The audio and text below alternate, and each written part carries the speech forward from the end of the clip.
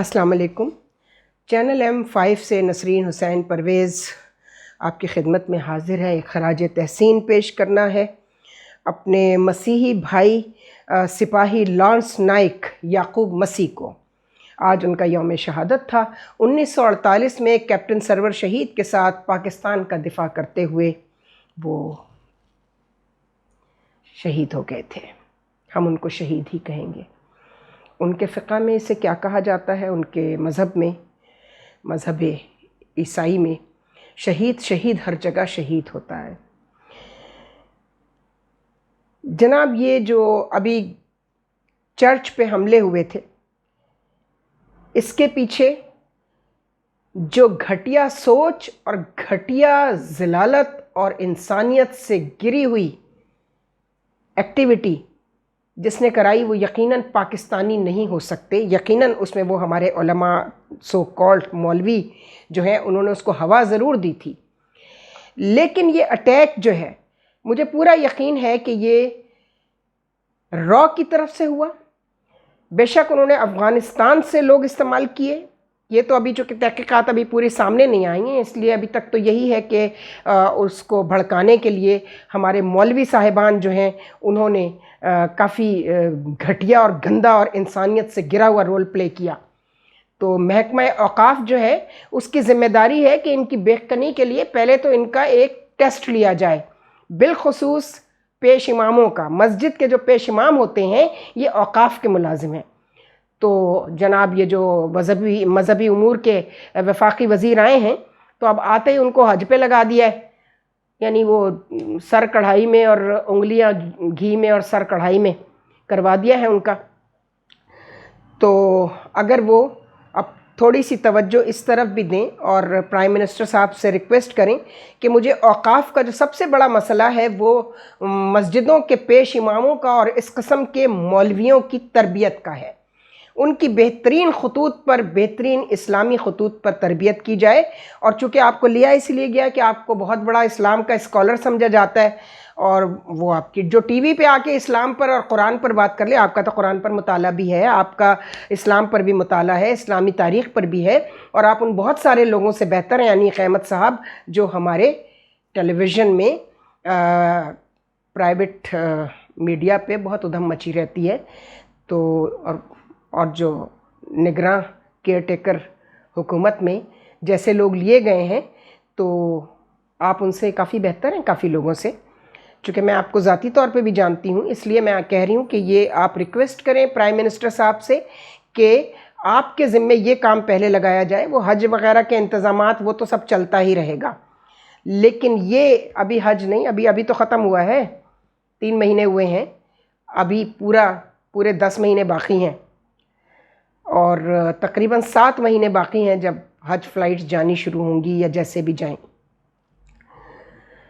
वो उस वक्त एक तजवीज़ आपको और देंगे कि हज के ख़र्चे जो हैं वो कैसे कम हो सकते हैं। और एक हाजी जो बेचारे नहीं अफोर्ड कर सकते, जितना महंगा इस दफ़ा हज था कि लोग जा ही नहीं सके, तो उसके लिए हम बाद में कुछ देंगे आपको कुछ तजावीज़ कि पानी के जहाज़ से भी तो ये हो सकता है ना। हम इस पर बाद में बात करेंगे, पहले देखेंगे कि प्रैक्टिकली ये पॉसिबल है या नहीं है।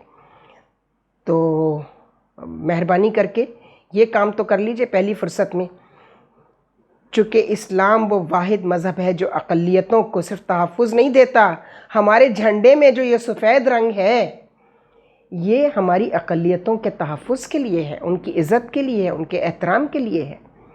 तो ये हमारे उलमा को, सो कॉल्ड आलिम दीन, और हमारे मौलवियों को, पेश इमामों को मस्जिद के बताना बहुत ज़रूरी है। बताइए कि ये हमारा रसूल है जिसने माइनॉरिटीज़ को वो इज़्ज़त व एहतराम और तकरीम अता की कि जो सबसे मशहूर वाक़या है, जिस पर आयतें उतरी, और सूरह हलता, जिसको सूरह दहर कहा जाता है, कि आपने खाना दिया, बच्चे भूखे थे, रोज़ा था सबका, 3 दिन तक यही होता रहा। एक दिन कैदी आए, दूसरे दिन एक मुफलिस आदमी आया। किसी ने कहा कि ये जो आए हैं लोग, उसमें अक़लियती फ़िरक़े के लोग भी हैं, यानी यहूदी और ईसाई भी मौजूद हैं 3 दिनों में। तो आपने कहा कि हमने तो ज़रूरत देखी है, بی بی فاطمہ الزہرا سلام اللہ علیہا نے کہا ان کی کنیز جو باہر ادھر بچے روزہ کھول رہے ہیں اور اٹھا کر ان کے سامنے سے پلیٹ سائل کو دے دی گئی، تو آنے والے سائلین میں یہودی اور عیسائی بھی شامل تھے جو قیدی تھے۔ آپ نے کہا ہم نے یہ نہیں دیکھنا، ہم نے انسان دیکھنا ہے، اس کی ضرورت دیکھنی ہے، اس کا فقہ، اس کا مذہب کیا ہے، اس سے کوئی مطلب نہیں، چونکہ ہم جس دین کے ماننے والے ہیں وہ دین اقلیتوں کے تحفظ کی تعلیم دیتا ہے، تربیت دیتا ہے، احکامات ہیں پورے۔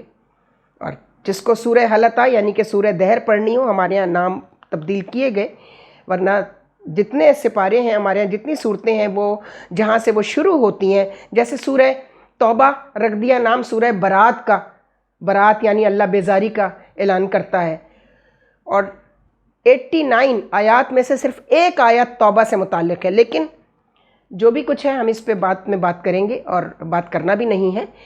سورہ دہر پڑھ لیجئے، ہم جسے سورہ حلطہ بھی کہتے ہیں، بھی کیا کہتے ہیں، ہے ہی وہ سورہ حلطہ، چونکہ اللہ نے عطا کیا تھا، روٹیاں آئی تھی، اور اس میں صرف حسنین اور بی بی فاطمہ الزہرا اور حضرت علی علیہ السلام نہیں، ان کی کنیز بی بی فضہ کو بھی شامل کر دیا گیا اس میں، کہ تم بھی آج سے جنت کی وارث ہو اور تمہارے لیے یہ انعام اترا ہے۔